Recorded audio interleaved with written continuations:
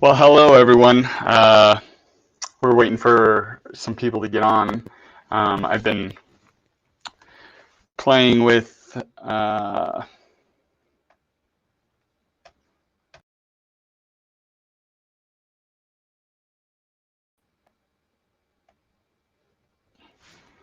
right, I've been playing with how we're going to get this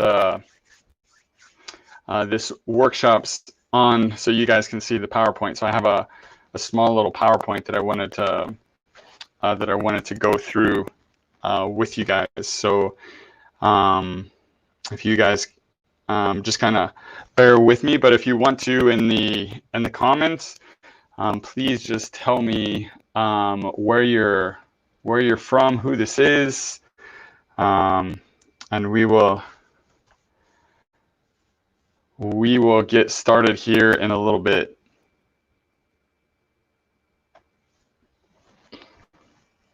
So I am all right, not what I wanted. All right. Perfect, perfect, perfect. This is awesome. Hello guys, how are you? All right.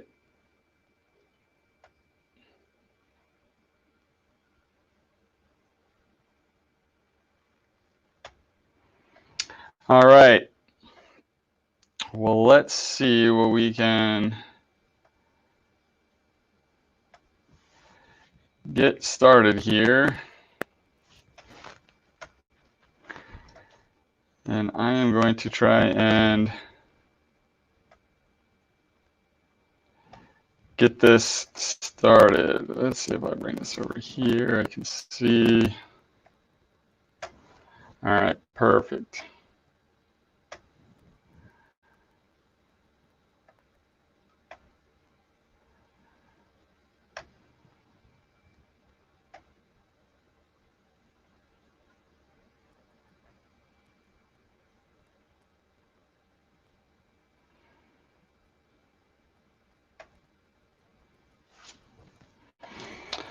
All right, so I'm very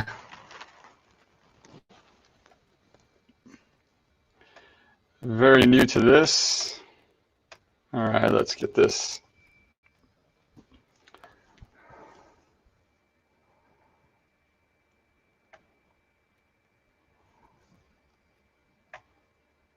Let's get this working now. I think I want to do this one.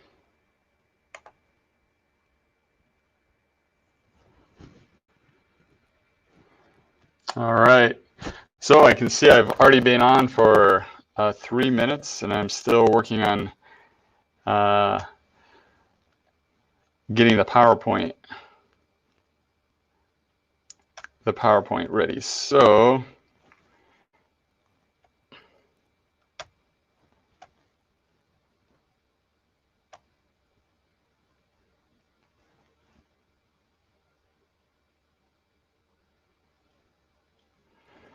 this is the most frustrating thing.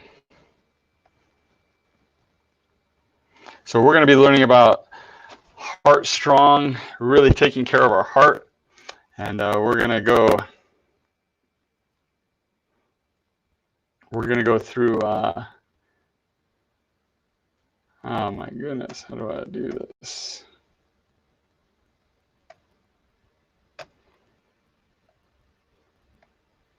This is just.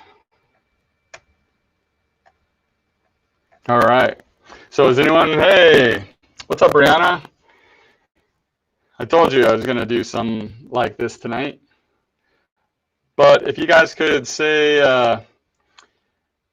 do you just see me, or can you see my PowerPoint as well?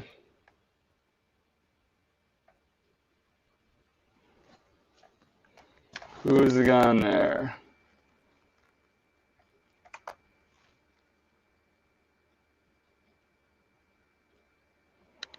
So I'm trying to.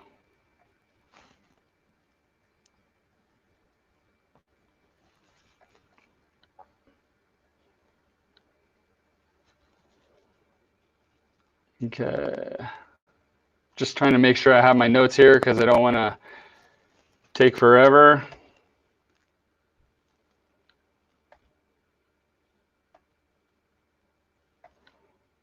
And let's get this.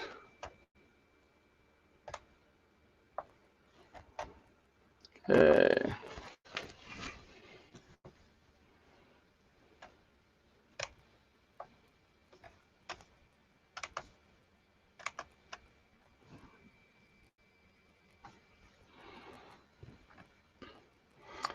All right, I don't know what you guys can see both, but the PowerPoint is small. Okay. So I'm trying to figure out why that is.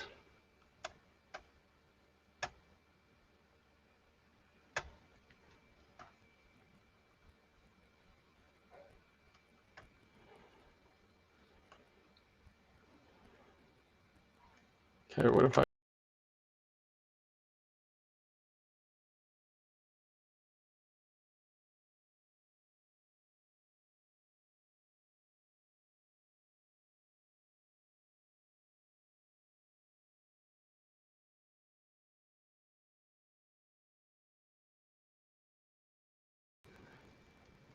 but that's how it goes. So if I do this, can't show the notes and then just the thing on. Were you able to do that? So yeah, we were able to do it where you can just see just the screen where it doesn't show you any of this stuff. Is that what you were asking? Mm-hmm. Yeah, let's see if I can see this.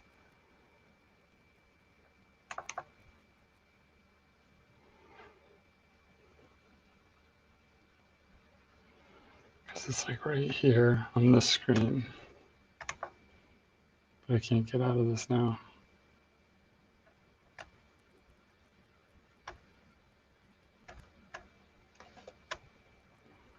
It's almost like this is on.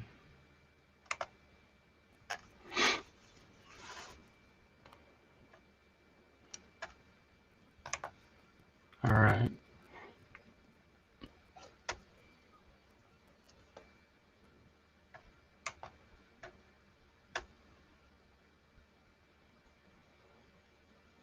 Like that?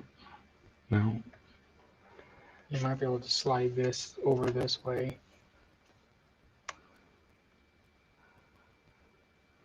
That's.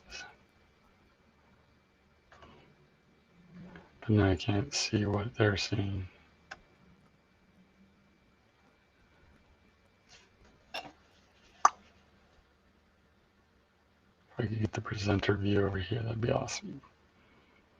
Well, there it is. They're seeing that.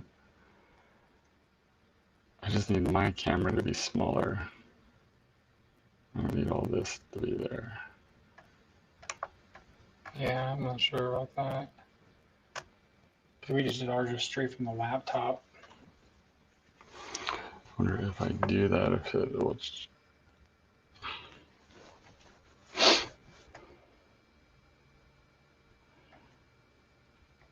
All right. But can they see the PowerPoint What's that? when you have the PowerPoint on? So Well, that's what they see, is they see this whole thing. So that's all they see. She said it's the PowerPoint, but it's small. And then I have another screen here that I can't get out of. Down here. hmm.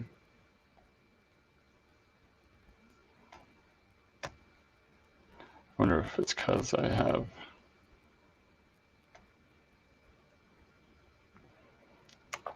these settings, and if I just change them. Sorry, guys. I promise I'll make it up. We'll go fast. There it is. Someone said it was easy. She just put it up and it displayed it, but it.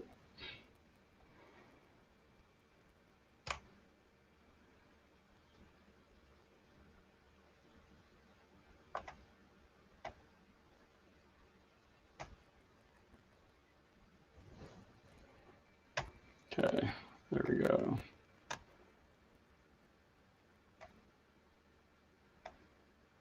Because I know if well, I can't do that because then my mic's not on there. What if I just do this?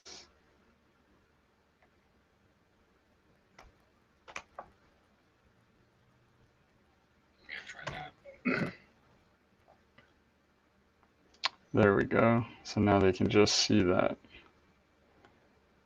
And I can go down here to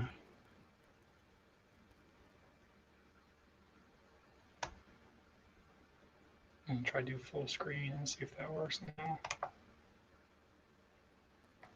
well, that's just it. That's the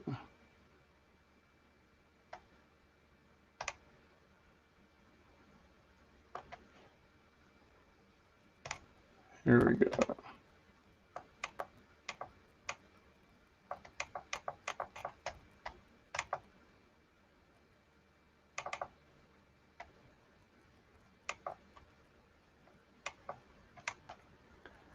This is frustrating. Yeah, we didn't have any of that. Tim figured it out, so he may have went through the same stuff, but I don't know. He just did it before. Yeah, he worked on it like when he did, because he did his like some stronger people harder to kill thing, Mm-hmm.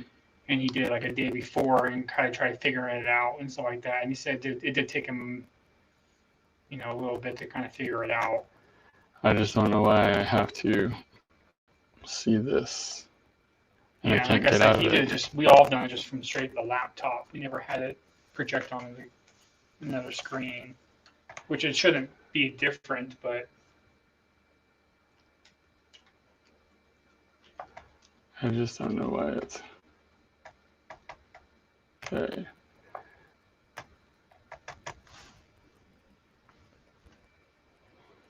Let's see if I exit out of it.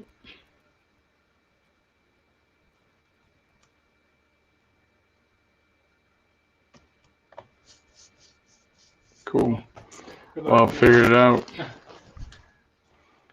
I think everyone's just like, this is a blooper. Yeah. So, sorry guys, thanks for joining, and we'll see you next time. Yeah. Well, a little funny story. I was talking to my wife as I had growing my beard, and I told her how it didn't itch, and then all of a sudden it started itching. So now I'm gonna go and try and do this again. All right, everyone who's on, you guys are. There we go.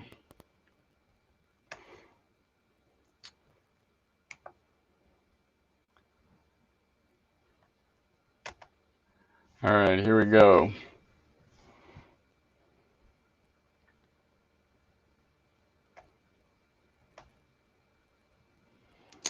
We got on a little late, but I thought I figured this out, and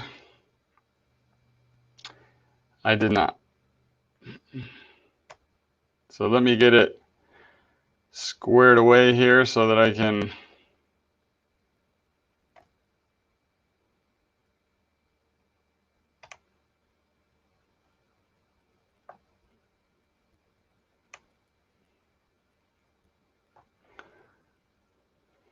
Okay, now let's see if I.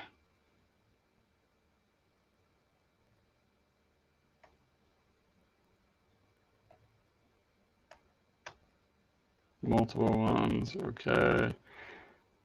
Now if I can.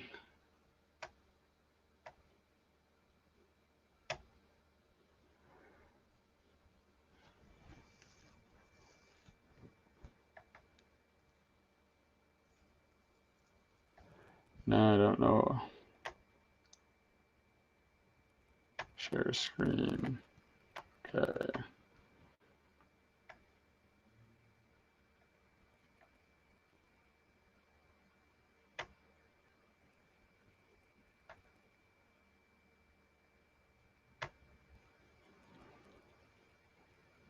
All right, here we go.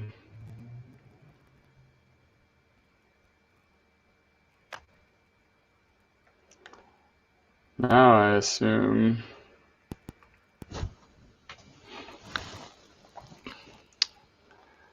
Let's see if I can. I don't want to do that. Let's see if I do this.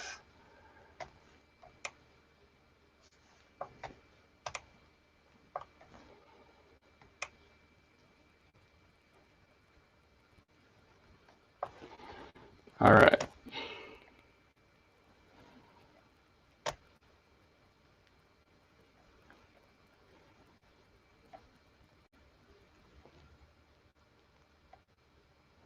So you guys see everything. I hope you guys are getting a good laugh, because I'm starting to sweat and I'm not doing anything.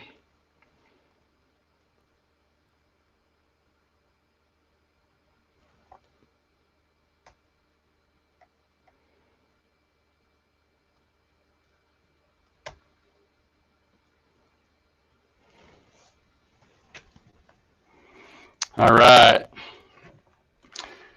I'm going to close out of this really quick, and then I'm going to see if you guys, could you guys see that? Okay.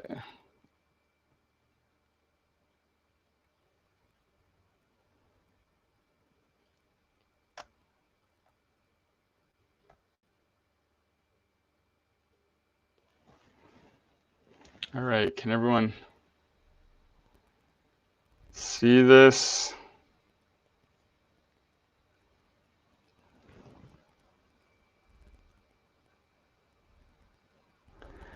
All right, I can see the screen, but not the PowerPoint. Awesome.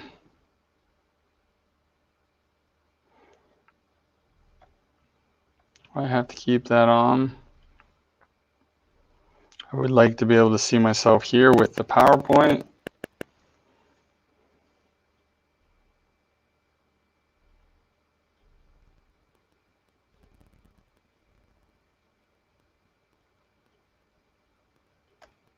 All right.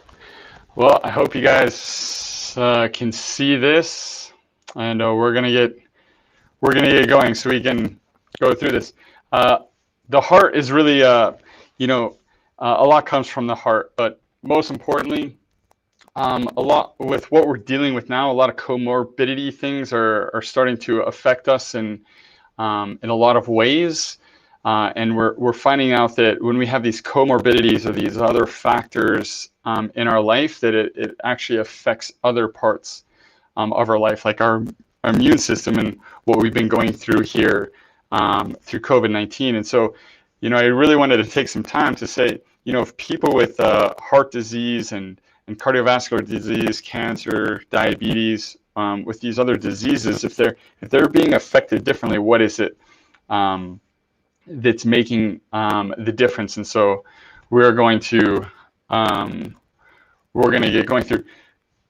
We're gonna start looking into that, because I wanna empower people to live healthier lives. That success is measured when we're moving in the right direction at a pace that we are comfortable with, or so when we know what we're going after, then we know that we can accomplish and we can be successful. And really, instead of trying to make huge steps or running as fast as Usain Bolt or jumping as high as Michael Johnson or any of the Olympic athletes, instead of trying to compare ourselves to them, why don't we talk about success in our life, about going after the things that are important to us, and when we know what's important to us, make sure that we're moving in that direction, and we can go at the pace that we're comfortable with.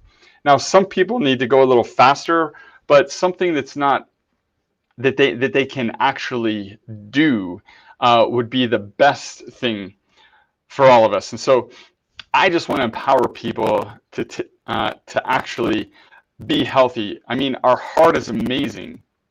It's the size of our fist, and on average, the heart pumps about 2,000 gallons of blood each day. It usually beats about 115,000 times per day on average.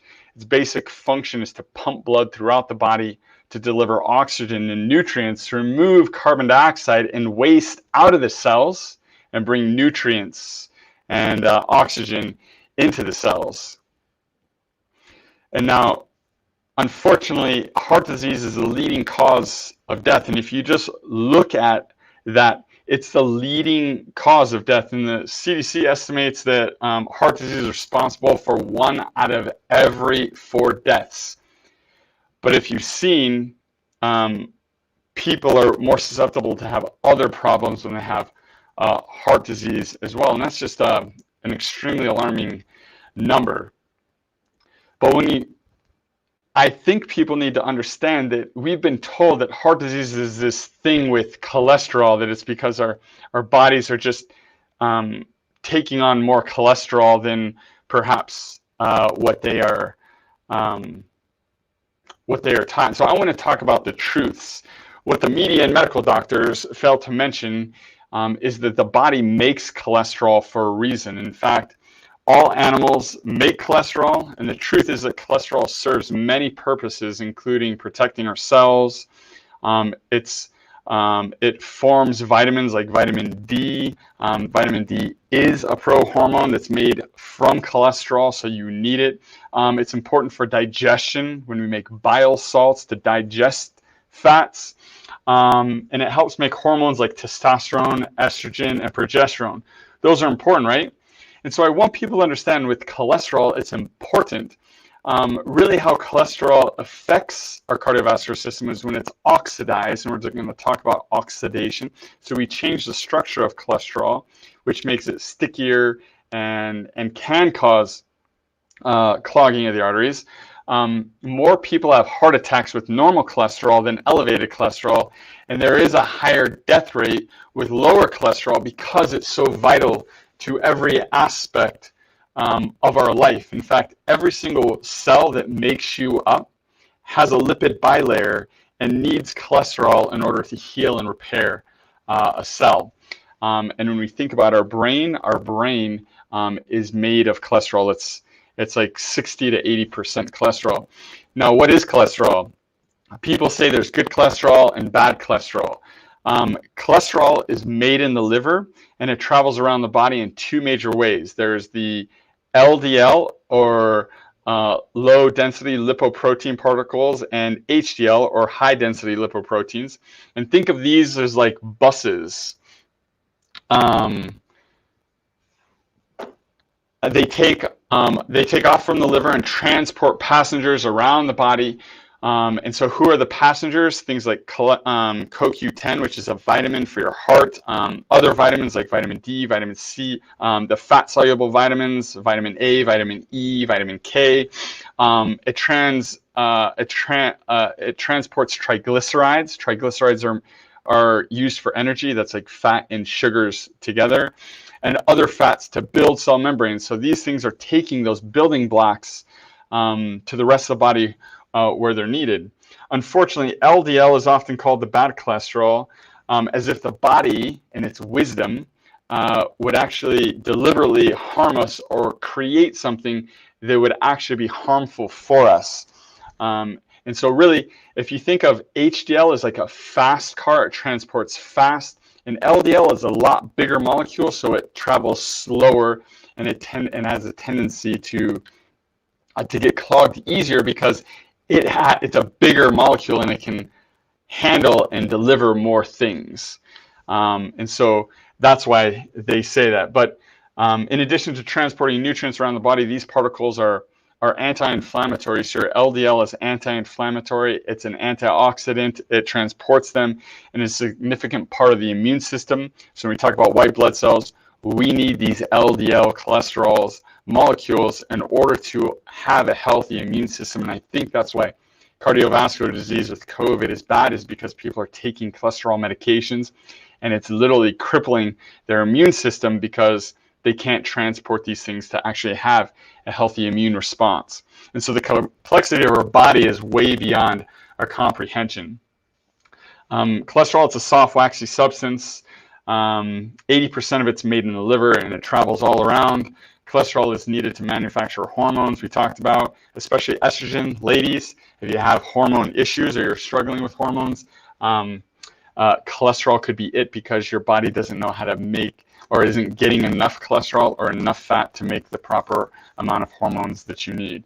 I want everyone to know that cholesterol is the body repair substance. So it's going to go in like a scab when you cut your arm. It's going to go in and help heal and repair things inside of our body. So it's really, really, really good for us.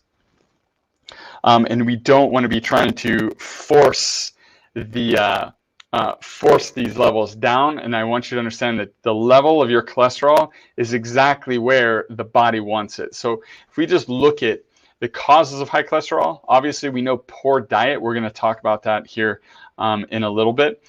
Eating too many fats, saturated fats, but like conventionally raised, or trans fatty acids. So anything that when you look at the ingredients, it says partially hydrogenated or hydrogenated oils, that is a trans fat. It's very hard to get broken down. And because it's so hard to get broken down, we need those LDL cholesterols in order to move them around in our body. So if you stay away from them, you don't need as many of those molecules. We also know that sugar, too much sugar, breads, grains cause those things, not just Skittles and Sour Patch Kids or Milky Ways. Being overweight, so not getting enough exercise, that raises your cholesterol.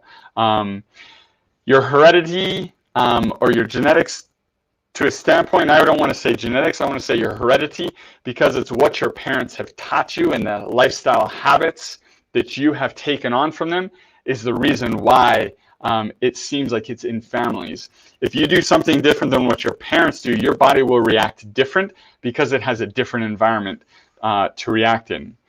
Other causes like diabetes, too much sugar, stress. We know when you need stress, you got to make cortisol, or when you're stressed, you're going to make more cholesterol in order to help with the needs that the body has to make those hormones and actually heal things.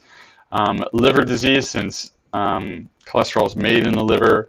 Some medications actually cause problems because of what our body needs to do, and we can see things like progestins and steroids, things like that. So as we continue to move forward here, causes of high blood pressure, because the other thing besides cholesterol as we talk about high blood pressure is I want you to understand that if you have high blood pressure, it's there for a reason, but I want you to know you're not alone. It's common for millions and millions of people, because unfortunately our blood vessels are hardening. And if you just understand, your blood vessels are tubes filled with blood, and the blood volume exerts a force or a pressure against the walls of the tubes or the arteries. And when the heart contracts, that represents that systolic pressure, or the top number that we talk about. And when the heart is fully relaxed and pulling in blood to be excreted again, that represents the diastolic pressure, or the bottom number. And so most people say 120/80 is considered normal, but I want you to understand, not what's normal for me is not normal for you, because your body is different than my body. And so we have this gradation, and normal is the median. So if you take the blood pressure of lots of people, you're going to find out what the median is, but on average it's 120/80. But I want you to know that if I go out and do a run or a sprint, my blood pressure is going to go up. If my wife is yelling at me, or we're getting in a fight, or I'm under a lot of stress, my blood pressure is going to go up. Again, blood pressure is a response to increased stress. And so high blood pressure is a sign of an unhealthy person, especially when you're at a resting state. When I'm just sitting there, or I haven't really done anything, and my blood pressure is high, that means something's going on inside of the body. And I'm going to tell you, it's mostly due because your body is responding to a stress response. Something's causing stress. And so High blood pressure or hypertension is not a disease, it's a response. And so if we're going to take care of this and you want to correct this, then you got to really take care of what's causing it. And we know that to be diabetes, obesity, lack of activity, lack of sunshine, lack of sleep. It's not your genetics. We are genetically programmed to develop high blood pressure. We're not designed for that. Poor nutrition and an unhealthy lifestyle are the culprits. So there are lots of natural treatments, but I don't want to talk about treatments. We don't want to treat high blood pressure where you still live this lifestyle that's creating inside of you, and then you just take this and cover it up, because that's exactly what a medication is doing. If you get to the cause of it, your body will naturally take care of itself, and so we gotta help someone become healthy, and when they become healthy, their blood pressure will return to a more normal level. But just understand that it might be totally normal for you to have high blood pressure in the state or the condition that you're in right now. And pharmaceuticals, they don't do anything. In fact, what they've shown is it has other issues. It can cause other issues in your body because you're preventing your body to do something that it doesn't want, and you're just trying to force it down. It really puts a lot of pressure on your kidneys and your liver. It also causes your body to decrease the oxygen intake that it's taking in. And with COVID-19, we want to have as much oxygen in our cells to help fight off the viruses in our body. And so if we're going to suppress oxygen, then we're going to be hurting ourselves rather than helping ourselves. So it really is considered the silent killer, because there really isn't a sign unless you put a blood pressure cuff on. And just know that your heart is working harder as it's pumping against those hardened tubes or those hardened arteries. And if those tubes begin to relax and can take on more stress, then your blood pressure is going to go down. So again, the needs of oxygen and vitamins and nutrients are pumped through the blood. So we want our arteries to be nice and relaxed, and what we want to call them expanding and contracting with the beat of the heart, rather than being like a solid PVC pipe. So it's just a sign that you have a hardening of the arteries. This is what I know. High blood pressure is a sign of an unhealthy person. It's not a disease unto itself, and this is true of most diagnoses. Name the disease and it is a sign that the person is deficient in something, and or it has an excess of something. Your body is just not operating at its best. Here are some of the factors linked to high blood pressure: diabetes, lack of activity, lack of sunshine, lack of sleep. By the way, we don't want to blame our genetics again. So what is the answer to all this is to get healthy. And heart disease has been considered the top preventable cause of death. People don't have to die from heart attacks or heart disease. It's just that they have chosen to manage their disease rather than allow their body to heal from the disease, or what I'd like to say is healing the lifestyle that's creating the disease to allow the body to express health. So I think it's time that things change, and let's get on so we can rock this. Let's change the statistics, because really prevention is the key. They're just factors for heart disease, high cholesterol and high blood pressure, but the risk can be greatly decreased with lifestyle changes. So now we want to switch gears. Now we're going to discuss how do we talk about these 5 essentials of max living, and how does it affect our body. If you understand, health has these 5 things, and these 5 things are essentials in order for it to support health in your body. I want you guys to understand health is the natural state of our body, and disease is like our absence or our body's moving away from health. So if you can get more health and more life into the body, then you become healthier and disease becomes farther away. It's just like a light or darkness. Darkness is the absence of light. Disease is the absence of health or life. So the first thing we want to talk about is chiropractic. That's the first essential, because we all know that heart attacks, most people have low cholesterol, some have normal blood pressure, but the science has become more aware of the role that the nervous system has in heart disease and how our body and nervous system is dealing with stress. So are you in a constant state of stress? Do you have healthy outlets for stress relief? And is your lifestyle habits stress inducing? But your nervous system is what's responding to stress. And if your nervous system is stressed, it's going to create these stress responses, which is elevating your cholesterol, elevating your blood pressure, affecting how your heart is actually working. But if you can understand this, that your nervous system controls every organ in your body, then you understand that your body, that maintaining a healthy, balanced central nervous system is the most critical thing that you can do to one's heart health and well-being. And then this next slide just shows you how your brain is communicating to every single organ and tissue cell inside of your body. And it has to do that. It's the fact. It's not a belief that your brain is controlling the beating of your heart, the beating of your lungs, the digestion of your food. And so when there is a disconnect between your brain and your body, chaos or stress or disease has to develop in those organs. But also those organs are sending messages back to the brain in order so that the brain then can make the necessary changes to allow the body to express health, and it's doing the best that it can. And so there are tests that we can look at to see how one's nerve system is actually performing. You can look at posture. If you have bad posture, then how are you relating to gravity is a sign that you have an interfered nerve system. There's also heart rate variability, the top right-hand corner there.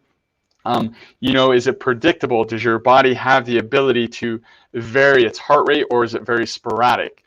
There's also a pulse oximetry. They do this in the hospital. How much oxygen is your body utilizing? Is it decreased? That's going to put a stress on the body, which means your nervous system is stressed. You can look at someone laying down. When you're laying down, there's no stress on the nerve system, so your legs should be balanced. If you're laying down and your feet are imbalanced, or you're walking around with an imbalanced nerve system, you're going to see these things. The other thing is a thermographic scan, which you see here. You're taking the temperature of the nerves over the spine, and this will show you things in the areas where your nerve system is under the most amount of stress. And as chiropractors, our job is to find out where the nerve system is stressed, begin to release tension in those nerves so that the brain and the body can begin to communicate and heal, and that life from the brain can get into the body. And then when you do that, the body then can respond properly and can begin the healing process.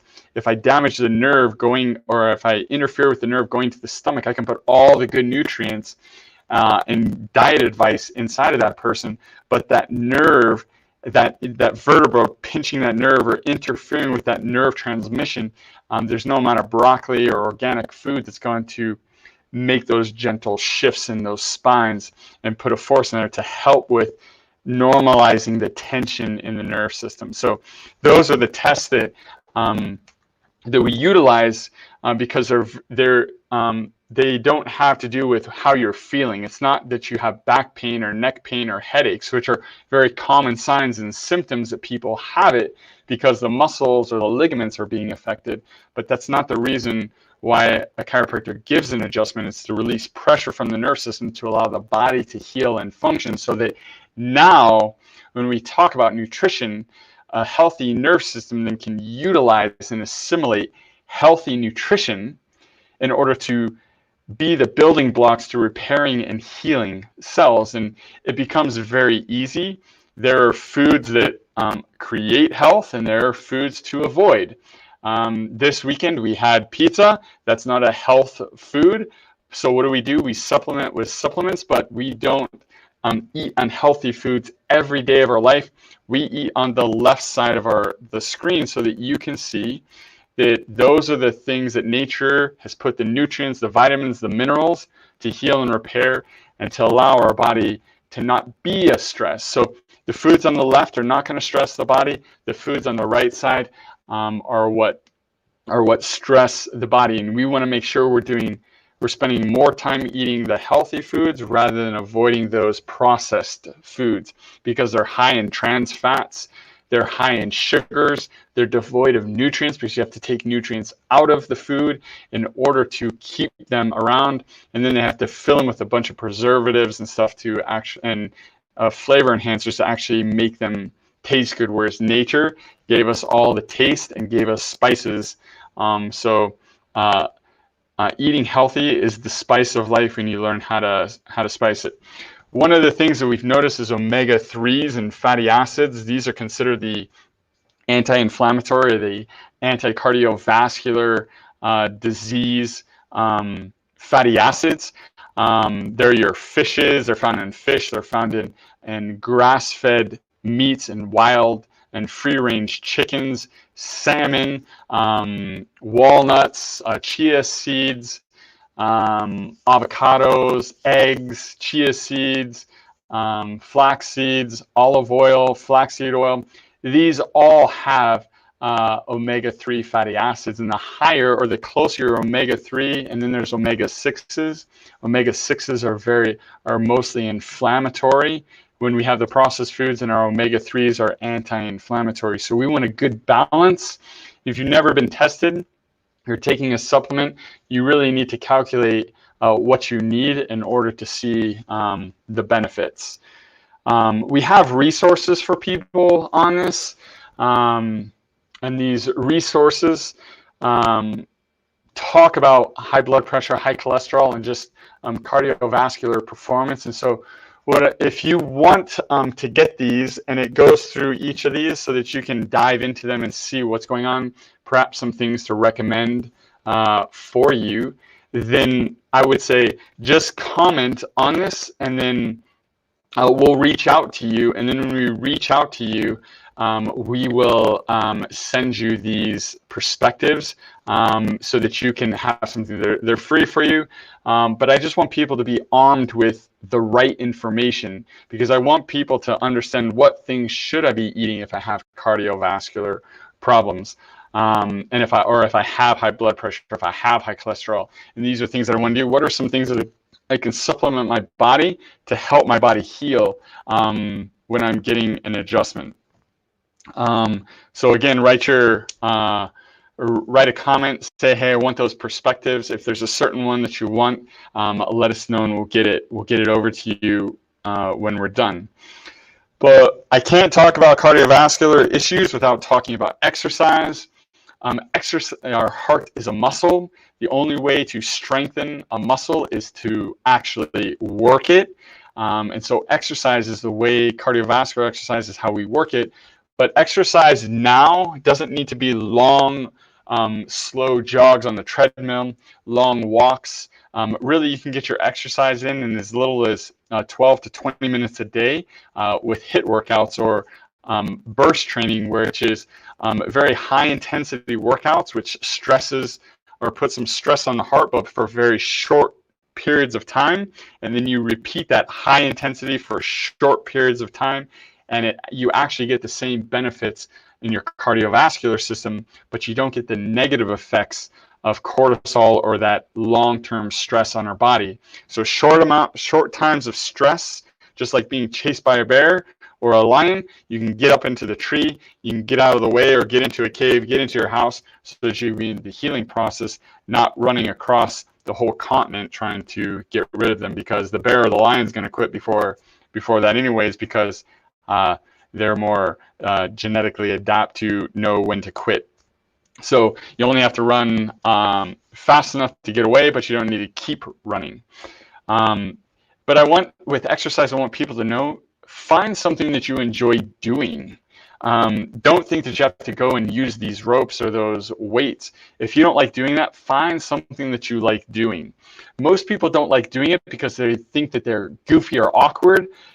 That's just because those muscles in your cardiovascular system, your neurological system, and your skeletal system just haven't been worked out a lot, and it's time that you start working them out a lot. As you become more coordinated, it's more fun to do it. But start with something that you enjoy doing and incorporate that HIIT training where you're going to walk faster if you like walking, or you're riding your bike, or you're jogging. Then add some times of sprinting or going faster and then slowing down, and really try and work on getting that heart rate up and then letting it come down and getting that heart rate up. One of the simplest things you can do is work out for 20 seconds really hard and then take 20 seconds off and rest. Then do exercise really hard for 20 seconds and then take 20 seconds off. Do that for a total of 6 to 12 times, and you will have a great workout, and your cardiovascular system will thank you for that. Now, the other thing that we need to talk about is minimizing toxins. The reason why I have to talk about minimizing toxins is because of the nutrition stuff. There's a lot of toxins in foods, and that will be in the perspective, but we're in a more toxic environment now than we were 40, 50 years ago. There's more toxins and more chemicals in our food supply than ever in the history of the planet, and they're all approved by the FDA that allow all of these things. And so we really need to be thinking about how we can eat more organic, how we can eat really clean foods to minimize our exposure to those toxins. And then also cleaning products. Now we're Lysol and Clorox. Those things are toxins to our body, and our body shouldn't have to interact with them on such a high level all of the time. One of the things I do with my kids, since they swim, all swimmers and people who live in a pool, you really need to understand that chlorine is very toxic to the thyroid gland, and the thyroid gland is there to help regulate metabolism. It's one of the master control glands, and it can affect a lot of other issues. And so supplementing with iodine is really important. But so is vitamin C and omega-3s to help minimize toxins, to get those inflammatory markers out of our body. Vitamin D is another supplement that helps you get rid of toxins out of your body, because it's part of your immune system and it's part of those hormones, and your hormones, we need to be healthy. But one of the big things I wanted to talk about, and most people know, one of the biggest toxins that most people have is smoking, because again, this is a preventable thing, and vaping at the same time. You know, this has been one of the considered to be a major risk factor of cardiovascular disease. I don't think it's always the cause, but it is one of the biggest toxins that if you're smoking, you're coming in contact with, and it's affecting the lungs. It's affecting the elasticity of the arteries. It's causing them to harden. And I don't know that it's really the nicotine. I think it's all the other chemicals that the cigarette manufacturers put in them that make them a lot more toxic. So move in the direction of a more natural cigarette, but they're very hard, and you don't get those chemicals, so you're not as addicted. I'm not a smoker. I lived with a smoker growing up. I didn't like the smell of it, but I know how hard it was. But I just want to tell you, make small changes. If it's something that you know you need to take care of, it's gonna decrease the stress on your body. And I know you're gonna tell me I'm gonna be more stressed if I don't have a cigarette. I understand that, but we got to let the body transition. One of the best things that I've noticed is sweating. If we can start sweating as you decrease the amount of cigarettes you're consuming, if you can sweat, you can help get some of those toxins out of your body, as well as finding good healthy foods. Good greens help clean the blood and clean the body so that you're not addicted to those chemicals, and it makes it a lot easier. But again, I'm not a smoker. I say it's easy. That doesn't mean that it is. but I want you to know we're here for you, and I just want to encourage you. It's a good habit to give up, and there are a bunch of other habits you can replace it with, like exercising or eating organic foods or playing with your kids or something, maybe drinking some tea, or maybe drinking a green drink, or something that you like, a kombucha, some sort of good healthy snack that you can reward yourself with and have more of a healthy a healthy habit rather than an unhealthy habit. Now, the last part is mindset. Part of overcoming heart disease and really health in general is your mindset. Do you believe that you're supposed to be sick? Do you believe that because your parents were sick, you need to be sick, or it's just in your genes? Or do you believe that you're created to be healthy and well? And do you speak to yourself well? Do you if your thoughts were out in the open for other people to hear, would you want people to hear the thoughts that you have about yourself? And part of having good, healthy thoughts comes from, or a healthy mindset comes with, de-stressing, finding the sleep, learning to relax, taking time to relax, and to understand that, you know what, I don't need all of those things, that maybe the best thing for me right now is to relax and let my body heal.